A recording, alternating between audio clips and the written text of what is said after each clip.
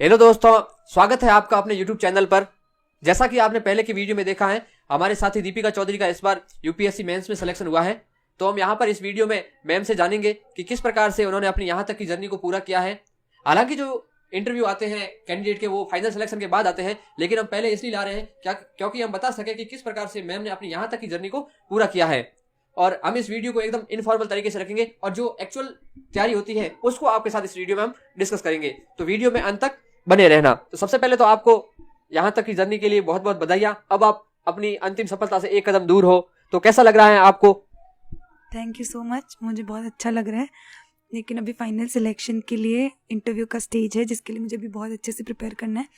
तो अभी तो मैं बहुत खुश हूँ कि एटलीस्ट मीन्स क्लियर हुआ। Thank you. तो आप सबसे पहले हमारे व्यूवर्स को बता दें कि ये आपका कौन सा अटेम्प्ट था और आपका जो एजुकेशनल बैकग्राउंड क्या है और आप कहाँ से बिलोंग करते हैं। मेरा सेकंड अटेम्प्ट था ये, और मेरे फर्स्ट अटेम्प्ट में मेरा प्रीलिम्स नहीं क्लियर हुआ था, और ये वाला मेरे सेकंड अटेम्प्ट में मेरा फर्स्ट मेंस था और इंटरव्यू के लिए कॉल आया है।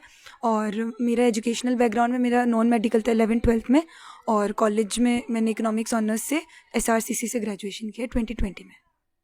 आपका मीडियम कौन सा था? English medium. जो आपका पहला अटेम्प्ट था जो आपने 2022 में दिया था, उसमें कौन कौन सी कमियां रही थी जिसके कारण आप प्रीलिम्स में ही बाहर हो गए थे? कुछ सब्जेक्ट्स को मैंने उस टाइम इग्नोर कर दिया था, जो छोटे सब्जेक्ट्स हैं, जैसे साइंस टेक्नोलॉजी या जैसे एंशियंट मिडीवल को मैंने अच्छे से प्रिपेयर नहीं किया था। और उस टाइम मैंने करंट अफेयर पे ज़्यादा फोकस किया था, स्टैटिक पोर्शन थोड़ा सा वीक फील हुआ मुझे। और उसके बाद करंट अफेयर का भी हॉलिस्टिकली प्रिपेयर नहीं कर पाई, और चीज़ें बहुत ही फ्रेगमेंटेड थी, कंसोलिडेटेड वे में नहीं थी। और वैसे ठीक है, मेरा मेंस प्रिपेयर नहीं था उस टाइम पे। तो जब मेरा फर्स्ट अटैम्प्ट नहीं हुआ तो पहले मैंने अपना मेंस प्रिपेयर किया उस अटैम्प्ट के बाद में, और मेंस की टेस्ट सीरीज ज्वाइन की। फिर वो मेंस का पूरा प्रिपेयर करने के बाद मैंने जनवरी से वापस प्रीलिम्स की तैयारी शुरू की, इस प्रीलिम्स के लिए। जैसा कि मुझे पता है आपके बारे में, आपका फर्स्ट अटेम्प्ट में सीसेट और जीएस दोनों में आप फेल हो गए थे, लेकिन इस बार जो सीसेट का लेवल भी काफी ज्यादा आई था। तो आपने किस प्रकार से अपने सीसेट की अप्रोच रखी जो आप इस जो हार्ड सीसेट है उसको भी आप क्लियर कर पाए? मेरे पिछले प्रीलिम्स में जो 2022 में था, उसमें मैंने सीसेट के लिए मेरी अप्रोच सही नहीं थी। मेरा मैथ्स बैकग्राउंड रहा है, तो मेरे को मैथ्स में ऐसे प्रॉब्लम नहीं है, लेकिन मेरा अटेम्प्ट करने का तरीका गलत था। मैं इंग्लिश कॉम्प्रिहेंशन अच्छा था, तो मैं पहले उस पर बहुत ज़्यादा टाइम दे देती थी, और मैथ्स और रीजनिंग को बहुत ही लाइटली ले लिया था मैंने। तो उसके लिए मेरी अप्रोच को मैंने सुधार किया उसमें, और प्रीवियस इस क्वेश्चन के पेपर्स को मैंने सॉल्व किया थोरोली इसलिए, और कॉम्प्रिहेंशन की भी पेपर्स इम्प्रूव करने के लिए कॉम्प्रिहेंशन को भी सॉल्व किया। और जीएस के लिए मैंने पिछले में बस तैयारी अच्छी थी, कुछ कुछ सब्जेक्ट को जो मुझे इग्नोर्ड फील हुए उनको अच्छे से नोट्स बना के और बेसिक्स पहले क्लियर किए। तो इस बार मैंने जीएस और सीसेट के लिए अपनी अप्रोच सही रखी, माइंड सेट और टाइम मैनेजमेंट। सबसे पहले तो जीएस में जो अभी अगला प्रीलिम्स आ रहा है 2024 वाला, तो आप कब से अपने जो व्यूअर्स को सलाह देना चाहेंगे कि वो अपनी जो प्रीलिम्स की तैयारी है कब से एकदम फुल फेस में स्टार्ट कर दे? मेरे अकॉर्डिंग जनवरी से शुरू कर दे, या मैंने जैसे पिछली बार करी थी 15 जनवरी से, तो उसके बाद प्रीलिम्स ओरिएंटेड हो सकते हैं। हम उससे पहले अच्छे से मेंस का प्रिपेयर करें और ऑप्शनल पे स्पेशली ध्यान दें, और फिर 15 जनवरी से भी शुरू करते तो लेट नहीं है। और अगर किसी की अगर अच्छी तैयारी है तो कोई फरवरी से भी शुरू कर सकते हैं, लेकिन प्रेफर करें कि जनवरी में शुरू कर दें, ताकि हम बाद में जाके हमें अटैम्प्ट के लिए डाउट ना हो कि हमें ये अटैम्प्ट देना चाहिए या नहीं देना चाहिए। क्योंकि हम कॉन्फिडेंस अगर नहीं बिल्ड करेंगे तब हमारा अटैम्प्ट खराब होता है। कई बार कॉन्फिडेंस हमें वहाँ तक पहुँचा देता है और हमारी तैयारी को पुश कर देता है। तो जनवरी से करेंगे तो हमारी कॉन्फिडेंस भी रहेगा और तैयारी के लिए रिविजन काफ़ी मल्टीपल टाइम्स हो जाएंगे। जैसे कि जो 2023 का सीसेट था वो बहुत ही ज्यादा चैलेंजिंग था, जिसमें मैं खुद भी फेल हो गया था और मेरा जीएस इस बार क्लियर था। तो आपने किस प्रकार से सीसेट की तैयारी की थी और अपने जो हमारे व्यूवर्स है उसको क्या बताना चाहेंगे जो अपने जो सीसेट का डर भगा सके? कोई चैनल वगैरह आपके ध्यान में हो तो जो आप सजेस्ट करना चाहें? सिविल स्टेप एक चैनल है यूट्यूब पे जो फ्री में सीसेट का प्रिपेयर कराते हैं। वो ईपीएफओ के लिए प्रिपेयर कराते हैं, लेकिन उसको हम सीसेट के लिए रेफ़र कर सकते हैं क्योंकि वो टॉपिक को अच्छे से कवर करते हैं। तो वो चैनल आप अगर थोरोली फॉलो करते हैं तो पूरा मैथ्स का आपका कवर हो जाएगा। और उसके अलावा अगर प्रीवियस ईयर क्वेश्चन हम अगर अच्छे से अटेम्प्ट करेंगे और क्वेश्चंस को बार बार प्रैक्टिस करेंगे, क्योंकि कॉन्सेप्ट भूल जाते हैं, सबसे ज़्यादा प्रॉब्लम यही है। तो उसको अच्छे से नोट्स बना ले टॉपिक्स के, और उससे रिलेटेड फिर अगर क्वेश्चन है तो वो फॉर्मूला या जो भी अपनी ट्रिक्स होती हैं तो उसके नोट्स बनाएं और उसको बार बार रिवाइज करें और क्वेश्चंस करें, प्रैक्टिस करें, तो उससे अपना कॉन्फिडेंस आ जाएगा और डर चला जाएगा। और अगर हम इंग्लिश कॉम्प्रिहेंशन देखते हैं तो इंग्लिश कॉम्प्रिहेंशन के लिए हमें वही प्रैक्टिस करनी पड़ेगी और ज़्यादा, क्योंकि उसमें सारे आंसर्स हमें ठीक लगते हैं, तो उसको ना ज़्यादा अप्रोप्रिएट कौन सा है वो प्रैक्टिस से ही आएगा। तो प्रीवियस ईयर क्वेश्चन बहुत ज़्यादा हेल्पफुल होते हैं। तो जो जीएस का जो नेचर है वो यूपीएससी हर बार चेंज करते जा रहे हैं, कोचिंग वाले अपना पैटर्न लेके आते हैं, लेकिन यूपीएससी उससे हर बार एक कदम आगे चलती है। जैसा कि जो इस बार का जीएस था उसमें भी 47 क्वेश्चन तो वो पेयर वाले थे, ओनली 1, ओनली 2, ओनली 3, जो एग्जाम हॉल में एक चैलेंजिंग था हमारे लिए। तो उसको आपने किस प्रकार से ओवरकम किया और आप जीएस में काफी अच्छा स्कोर ला पाए और आपने प्रीलिम्स क्लियर किया, और आप हमारे व्यूअर्स को आगे क्या बताना चाहेंगे ताकि वो इस चैलेंजिंग मोड से फाइट कर पाए? अगर हमने सारी प्रिपरेशन हॉलिस्टिकली की है तो पैटर्न का फ़र्क पड़ता है, लेकिन इतना ज़्यादा फ़र्क नहीं पड़ता कि हम वहाँ पे जाके हमारा कॉन्फिडेंस लो हो जाए, क्योंकि अल्टीमेटली एलिमिनेशन की मेथड पे हम रिलाई नहीं कर सकते हैं। वो कभी कभी क्वेश्चंस में हेल्प कर सकता है। जैसे इस बार अगर एलिमिनेशन का स्कोप ख़त्म हो गया तो प्रॉब्लम हुई, लेकिन अगर हमने कॉन्सेप्ट क्लियर कर रखे हैं और अगर हमने मेंस का अच्छे से प्रिपेयर कर रखा है, क्योंकि प्रीलिम्स क्लियर करने के लिए मेंस का भी हमें अच्छे से अगर कर रखा है तब हमें क्वेश्चंस के लिए डिमांड समझने में हेल्प मिल जाती है। तो इसलिए प्रीलिम्स का पैटर्न चेंज हुआ है, लेकिन अगर हमने सब्जेक्ट के कॉन्सेप्ट एकदम स्ट्रॉन्ग बना रखे, स्टैटिक पोर्शन स्पेशली अगर स्ट्रॉन्ग बना रखा है, फॉर एग्जांपल अगर पॉलिटी है तो हमने उसको इतना अच्छे से रिवाइज कर रखा है या बार बार उसके बिटवीन द लाइंस जाके हमने अगर समझा है तो हम उसकी एक भी ऑप्शन गलत नहीं करेंगे, क्योंकि पैटर्न एक ही है कि वो एलिमिनेशन में हेल्प कर सकता है, पर सिलेक्शन के लिए हमारे कॉन्सेप्ट ही अल्टीमेटली वो होने चाहिए। तो पैटर्न का थोड़ा फ़र्क पड़ा था, लेकिन उसका अगर हमने अच्छे से प्रिपेयर किया है तो वो चीज़ हम वहाँ पे फियर भी कम कर सकते हैं कि अगर हमने पढ़ा है, खुद पे भरोसा रखेंगे तो सारे ऑप्शन अच्छे से हमें आने चाहिए। ये थोड़ा सा चैलेंजिंग था, लेकिन अगर हम कॉन्फिडेंस के साथ जाएंगे या सिलेबस को अच्छे से करेंगे तो इतना प्रॉब्लम नहीं आएगी। तो हम आगे से इस YouTube चैनल के ऊपर जितने भी जो जीएस में सब्जेक्ट है प्रीलिम्स के लिए, उन सब का एक अलग अलग वीडियो लेके आएंगे ताकि बताएंगे कि उस सब्जेक्ट को हम कैसे अप्रोच करें, जिसके कारण हम हमारी तैयारी को और ज्यादा स्ट्रांग बना पाए। जो भी सब्जेक्ट हो गए, जैसे चाहे साइंस एंड टेक हो गया, एनवायरमेंट हो गया, एंशिएंट मिडिवल हो गया, आर्ट एंड कल्चर हो गया, जितने भी सब्जेक्ट, सभी जो सब्जेक्ट है उनका एक अलग अलग वीडियो लेके आएंगे ताकि आपको हर एक सब्जेक्ट के बारे में होलिस्टिक पता चल सके कि किस प्रकार से उसको अप्रोच करना है। तो आगे हम चलते हैं। जैसे कि आपने 2022 का जो मेंस प्रीलिम्स दिया था वो आपका रह गया था, उसके बाद आपने किस प्रकार से पूरे साल को प्रिपेयर किया और मेंस की उस टाइम तैयारी की जो आपके इस बार का जो मेंस था उसमें हेल्प की और आप मेंस को पहले ही अटेम्प्ट में क्लियर कर पाए? जब मेरा पिछली बार प्रीलिम्स नहीं हुआ था तो मैंने जून ऑनवर्ड्स ही अपनी मेंस की प्रिपरेशन शुरू कर दी थी, और मैंने टेस्ट सीरीज़ ज्वाइन की थी उस टाइम पे मेंस की। वरुण जैन सर की कोचिंग है एचआर थी, वहाँ से मैंने मेंस के लिए टेस्ट सीरीज़ ज्वाइन की थी, क्योंकि गाइडेंस उस टाइम पे मेरे पास था नहीं।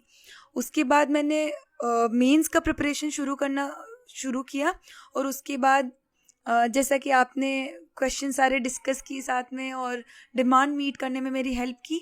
जो सिनॉप्सिस आईएएस का जो पीडीएफ है उन्होंने कंपाइल कर रखे मेंस के क्वेश्चंस, तो हमने उस क्वेश्चंस को सभी को डिस्कशन किया और उसकी डिमांड समझने की कोशिश की। फिर सब्जेक्ट एक एक सब्जेक्ट लेके और उसके नोट्स बनाए मेंस के, और उसके बाद मेंस के क्वेश्चन डिस्कस किए। तो एक एक सब्जेक्ट प्रिपेयर करते गए, और फिर मैंने इतने ज़्यादा भी टेस्ट उस टाइम दे नहीं पाई थी टेस्ट, क्योंकि मेरे प्रिपेयर नहीं थे कंसोलिडेटेड वे में नोट्स। तो मैंने जितने हो पाए उतने एचआरटी के टेस्ट भी दिए और पेपर अटेम्प्ट करने का ट्राई किया कि जितना मुझसे हो पाता है। फिर मैंने 15 जनवरी तक अपना सारा जीएस किया, उसके साथ साथ मैं अपना ऑप्शनल रिवाइज करती रही, और फिर 15 जनवरी से मैंने प्रीलिम्स करना शुरू कर दिया था। प्रीलिम्स में भी मैंने यही अप्रोच रखी कि एक एक सब्जेक्ट लेती गई साथ में और उसको प्रिपेयर करती गई, और अगर जहाँ पे रिविजन का लैक लगता है उसमें शॉर्ट नोट्स भी साथ साथ में बनाए।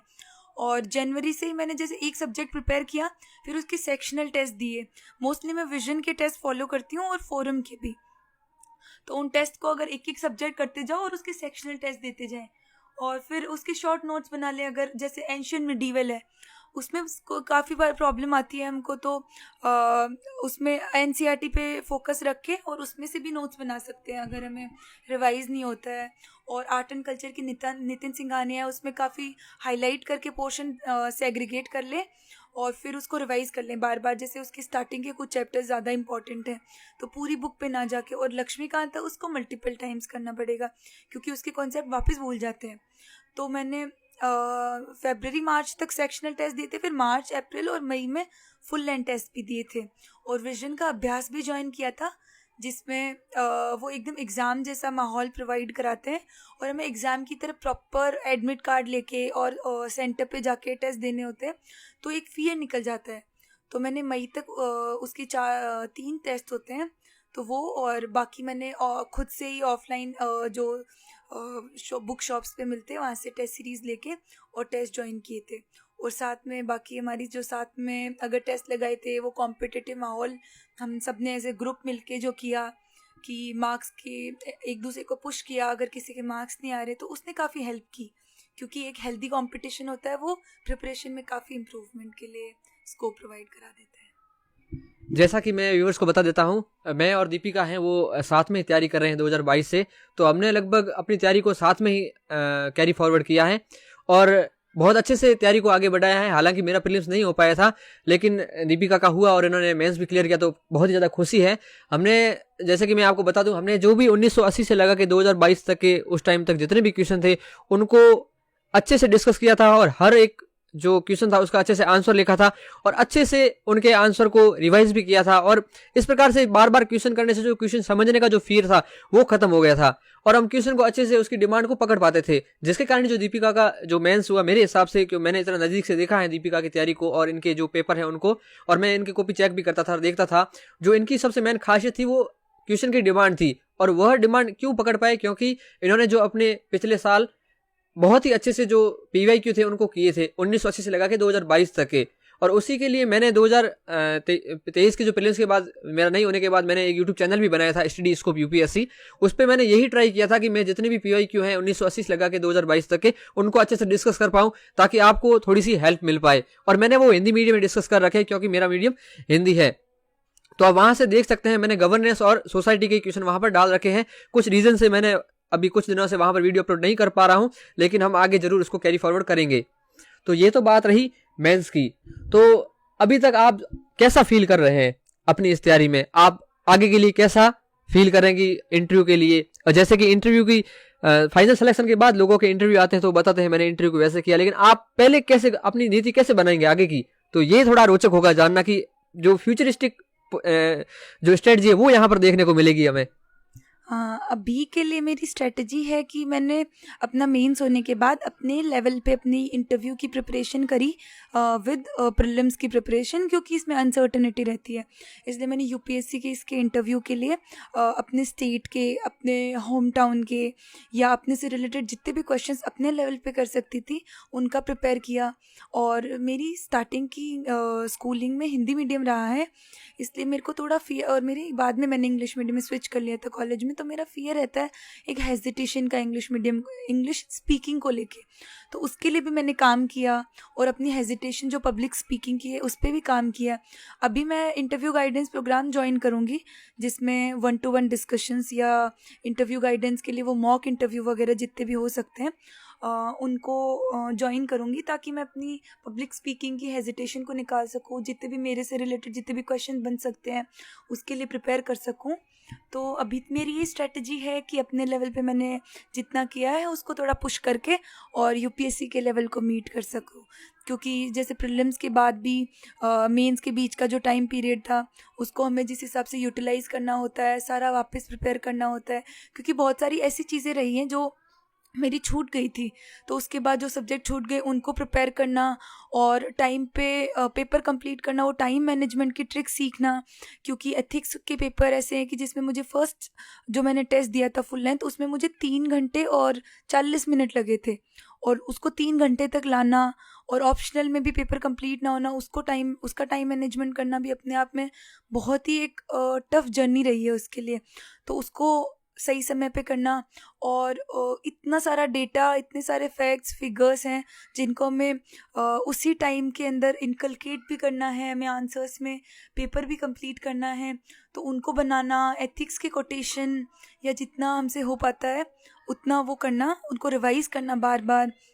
इसलिए मैंने मेंस 365 फॉलो की उस टाइम पे, और उससे डेटा ये सब निकाल के और उनको अलग से नोट किया एक कॉपी में, और उनको बार बार रिवाइज़ किया, क्योंकि एग्ज़ाम के बीच में बिल्कुल गैप नहीं मिलता है जीएस का, तो हम उतना ही रिवाइज़ कर पाते हैं ताकि हम इंट्रोडक्शन कंक्लूजन में कुछ वैल्यू एडिशन कर सकें।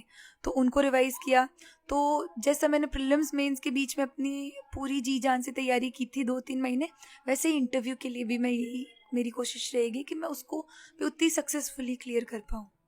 जैसा कि आपने अभी ऑप्शनल के बारे में बताया कि ऑप्शनल का जो पेपर है वो अटेंड करना बहुत ही ज़्यादा चैलेंजिंग होता है, तो आपने जो आपका ऑप्शनल इकोनॉमी है जो बहुत ही रेयर लोगों का होता है, मतलब इक्के दुक्के मिलते हैं इकोनॉमी ऑप्शनल के, तो आपने कैसे अपना जो ऑप्शनल है अकेले रहते हुए प्रिपेयर किया?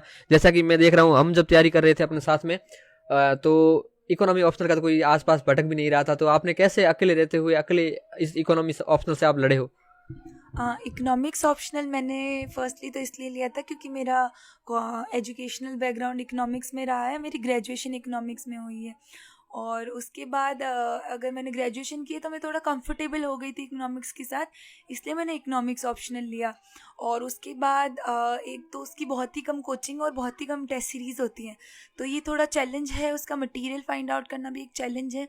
लेकिन 2020 में मैंने ट्राई किया था ग्रेजुएशन के बाद कोचिंग लेने का, पर कोविड के कारण कोचिंग इंस्टीट्यूट बंद रहे थे और ऑनलाइन भी बहुत ही कम शुरू हुआ था उस टाइम पे। फिर मैंने 2021 में नेक्स्ट आई से विभाज्या सर की इकोनॉमिक्स ऑप्शनल की क्लासेस ली। फिर जब उनकी कोचिंग ख़त्म हो गई उसके बाद काफ़ी बार मैंने सेल्फ स्टडी किया मटेरियल को, तो जो बारीकी से उसके कॉन्सेप्ट समझना, फिर उसके प्रीवियस ईयर्स क्वेश्चन देखना, और जो भी अवेलेबल थे, टॉपर्स की कॉपी बहुत ही कम अवेलेबल थी, लेकिन जो टॉपर्स की कॉपी अवेलेबल थी उनकी कॉपी से जितना मैं सीख सकती थी उतना सीखा। और उसके बाद टेस्ट सीरीज़ से, जब प्रीलिम्स के बाद मैंने टेस्ट सीरीज़ ज्वाइन की, उससे भी काफ़ी हेल्प मिली। और नेक्स्ट आईएएस वाले अपने प्रीवियस ईयर्स क्वेश्चंस के लिए एक वैल्यू एडिशन का एक कोर्स कराते हैं, तो उसमें उन्होंने प्रीवियस ईयर्स क्वेश्चन अच्छे से डिस्कस किए। तो मोस्टली इकोनॉमिक्स ऑप्शनल का तो मेरा क्रेडिट विभाज्या सर को ही जाता है, क्योंकि उन्होंने जिस हिसाब से मैं तैयारी कराई होलिस्टिकली, क्योंकि इसको कवर करना बहुत ही टफ है खुद से, तो self study plus specially Vibhajya sir की गाइडेंस की वजह से इकोनॉमिक्स ऑप्शनल का मेरा अच्छे से हो पाया पेपर। एक यूपीएससी में एक और सब्जेक्ट होता है ऐसे, उसको आपने किस प्रकार से compete किया, जो कि बहुत ही ज़्यादा चैलेंजिंग है, उसमें मार्क्स लाना और उसको तैयार करना, पता नहीं होता क्या रिसोर्सेज हैं उसके, तो उसको आपने किस प्रकार से compete किया और उसका श्रेय आप किसको देंगे? इसका श्रेय आप ही को दूंगी क्योंकि ऐसे के लिए ऐसा सच कोई प्रिपेयर नहीं किया मैंने पहले, क्योंकि जब मैंने पहले अपनी जीएस की कोचिंग केएसजी से ली थी ऑनलाइन, क्योंकि कोविड-19 के कारण कोचिंग ऑफलाइन अवेलेबल नहीं थे, तो उसमें ऐसे की जो क्लासेस उन्होंने ली थी 3-4, उनके अलावा मैंने ऐसे का कुछ प्रिपेयर नहीं किया था। तो 2022 के एंड में दिसंबर आ गया था, जब तक मैंने खुद से कभी कुछ ऐसे का नहीं किया था। फिर जब हमने प्रिपेयर किया ऐसे का अच्छे से, तो उस टाइम पे बस यही हो पाया था कि हमने टॉपर्स की, क्योंकि हिंदी मीडियम का तो एक आपके पास बुक थी, लेकिन इंग्लिश मीडियम का ऐसा कुछ मटेरियल नहीं मिल रहा था, तो अनुदीप दुरिशेट्टी सर की एक बुक थी जिससे मैंने थोड़ा गाइडेंस लिया। और उसके बाद मैंने टॉपर्स की कॉपी के प्रिंटआउट्स निकलवा के काफ़ी टॉपर्स के ऐसे पढ़े, स्पेशली विक्रम ग्रेवाल सर के पढ़ने से मुझे काफ़ी हेल्प मिली। तो उससे मैंने कुछ वैल्यू एडिशन की चीज़ें एक्सट्रैक्ट करी और फाइंड आउट किया कि ये लोग ऐसे लिखते कैसे, क्योंकि एक फोर्टे नहीं है ऐसे लिखना मेरा, तो उसमें बहुत प्रॉब्लम आती थी। फिर मैंने वो टॉपिक्स सेग्रीगेट करके, फॉर एग्जांपल विमेन का कर लिया, या हेल्थ, या ग्लोबलाइजेशन, कैपिटलिज्म, जितना भी मेरे से हो सकता था उनको सेग्रीगेट करके, कुछ एनेक्डोट्स अपने हिसाब से उनको वैल्यू एडिशन करके, और कुछ कोटेशन वगैरह, फिर उनको रिवाइज़ किया। तब तक मैंने कोई ऐसे खुद से लिखा नहीं था। फिर जब मेरा प्रीलिम्स हो गया उसके बाद ही मैंने अपने ऐसे इनफॉर्मल तरीके से लिखने शुरू किए, क्योंकि कोचिंग वाले लिखने में मेरा फियर था कि मैं ऐसे अगर इसमें 4 ही टेस्ट हैं ऐसे कि, तो मैं पहले अच्छे से लिख के प्रिपेयर कर लूँगी, उसके बाद इनके टेस्ट दूँगी। तो मैं इनफॉर्मल तरीके से अपने टेस्ट ऐसे लिखती थी, फिर उनको आपसे चेक कराती थी और जितना मैंने वैल्यू एडिशन किया था उसको अपने ऐसे में डालने की कोशिश करती थी जैसे टॉपर्स लिखते हैं। फिर चेक कराती थी आपसे और आपने खूब कमियाँ निकाली और उसका मेरे को स्ट्रक्चर बताया कि कैसे ऐसे लिखना चाहिए। फिर उसके बाद ग्रेजुअली थोड़ा इम्प्रूवमेंट हुआ। मैंने जब 4-5 ऐसे लिख लिए उसके बाद फोरम आइज का मैंने ऐसे का टेस्ट सीरीज ज्वाइन किया था, तो उससे मैंने अपने टेस्ट लिखे ऐसे के और उससे मेरा धीरे धीरे और इम्प्रूवमेंट हुआ, कहाँ पे कमी रह रही है या मैं कैसे ऐसे को शुरू करना चाहिए, क्योंकि मैं बहुत ही मतलब शुरू करना और मेरा कंक्लूजन बहुत ख़राब होता था क्योंकि बहुत ही शॉर्ट कंक्लूजन होता था और वे फॉरवर्ड की अप्रोच कैसे होती थी ये सब कुछ भी पता नहीं होता है, ऐसे के लिए सब कंफ्यूज रहते हैं। तो उसको लिखती गई, फिर प्रैक्टिस से ग्रेजुअली आता गया फिर कि कैसे लिखना चाहिए। और उसमें कोई एक किसी की यूनिक किसी का वे नहीं होता है कि भाई एक पर्टिकुलर वे में लिखना चाहिए, एक बेसिक स्टैंडर्ड होता है, उसके अलावा सबको अपने ही एक वे में लिखना होता है ऐसे, क्योंकि उससे हम अपने आप का दिखाते हैं कि पर्टिकुलर टॉपिक पे हमारे व्यूज़ क्या हैं। तो एक बेसिक स्टैंडर्ड तरीके से लिख के अपने व्यूज़ को एक्सप्रेस करना होता है कि आप इसके बारे में क्या सोचते हैं डिफरेंट टर्म्स में। तो बस ऐसे ही लिखते गई और फिर फाइनल एग्जाम्स में अच्छा हुआ। तो दीपिका ने अपनी पूरी जो जर्नी है उसको अभी यहाँ तक ही बताया है और हम दुआ करेंगे भगवान से इनका फाइनल लिस्ट में नाम आ जाए और हमें बहुत ज़्यादा खुशी होगी कि हमारे बीच में से कोई सेलेक्ट हो रहा है, जो कि हम सोच भी नहीं सकते। कि पहले सोचते थे कि किसी और का सिलेक्शन हुआ है दूर का तो बहुत ज़्यादा सोचने में ही अच्छा लगता था, तो हमारे साथ से होंगे तो बहुत ज़्यादा अच्छा लगेगा और हमें भी मोटिवेशन आएगा और कॉन्फिडेंस बूस्ट होगा हमारा भी। और दीपिका जी हमारे साथ ही है, तो जब कोई भी आपकी क्वायरी हो तो आप नीचे कमेंट में बता सकते हैं और कोई भी आपका क्वेश्चन हो कोई भी सब्जेक्ट को लेके, किस प्रीलिम्स को लेके, सीसेट को लेके, जीएस को लेके, ऑप्शनल को लेके, जो भी हो आप कमेंट कर सकते हैं। हम आपको या जो दीपिका मैम है वो आपको अच्छे से बताएंगे कि किस प्रकार से आपको अपनी तैयारी को आगे बढ़ाना है। और एक हमारा टेलीग्राम चैनल भी है स्टडी स्कोप यूपीएससी नाम से, वहाँ पर आप जुड़ सकते हो, जहाँ पर मैं जो दीपिका की है वो कॉपी अपलोड कर दूंगा और जो भी अदर मटेरियल है या फिर जो भी इन्फॉर्मेशन है वहाँ पर आपको मिल जाएगी। तो आप उस चैनल को ज्वाइन कर सकते हो जिसकी लिंक आपको नीचे डिस्क्रिप्शन में मिल जाएगी। और वीडियो को यहाँ तक देखने के लिए धन्यवाद और कमेंट में आप दीपिका जी के लिए शुभकामनाएं जरूर लिखें और जय हिंद जय भारत।